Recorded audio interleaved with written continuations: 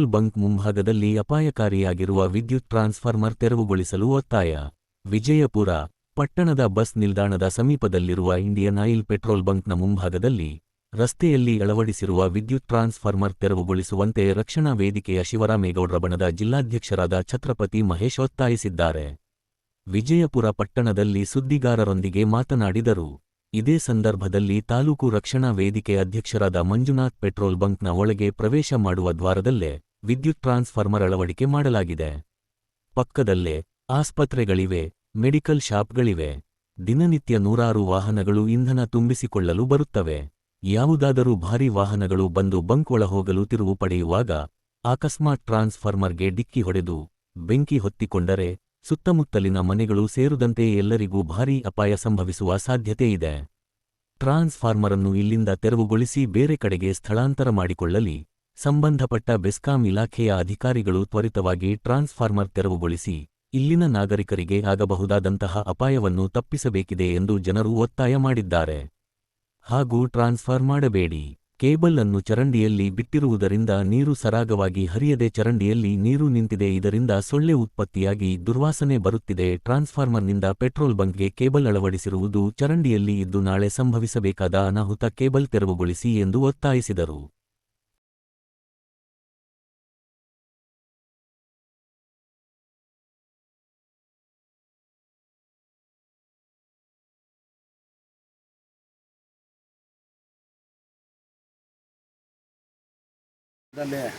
ಚಿಕ್ಕಬಳ್ಳಾಪುರ ಮತ್ತು ಕೋಲಾರ ರಸ್ತೆಯಲ್ಲಿ ಹಾದು ಹೋಗುವಂಥ ವಿಜಯಪುರ ಪಟ್ಟಣದಲ್ಲಿ ಇಂಡಿಯನ್ ಪೆಟ್ರೋಲ್ ಬಂಕ್ ಬಳಿ ಇರೋಂಥ ಟಿ.ಸಿ ಅಪಾಯಕಾರಿಯ ರೀತಿಯಲ್ಲಿರೋಂಥದ್ದು ಮತ್ತು ಅಲ್ಲೇನಾದರೂ ಪೆಟ್ರೋಲ್ ಮತ್ತು ಡೀಸೆಲ್ ಹಾಕೊಂಡ್ಬಂದಂಥ ಲಾರಿ ಆಗಿರ್ಬೋದು, ದೊಡ್ಡ ವೆಹಿಕಲ್ಗಳಾಗಿರ್ಬೋದು, ಆ ರಸ್ತೆ ಬದಿಯಲ್ಲಿ ಏನಾದರೂ ಸಂಚರಿಸುವಾಗ ಏನಾದರೂ ಒಂಚೂರು ಟಚ್ ಆದ ಸಂದರ್ಭದಲ್ಲಿ ಅಪಘಾತ ರೀತಿಯಲ್ಲಿ ಸಾರ್ವಜನಿಕ ತೊಂದರೆ ಆಗುತ್ತದೆ.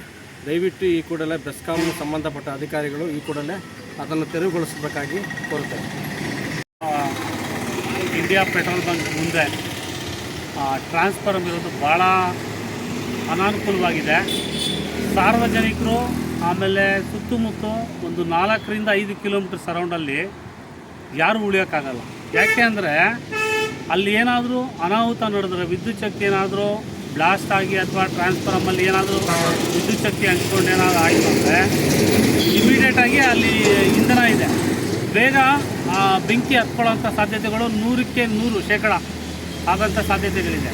ದಯಮಾಡಿ ಈ ಬೆಸ್ಕಾಂ ಅವರು ಇದ್ರ ಬಗ್ಗೆ ಗಮನ ಹರಿಸ್ಬೇಕು.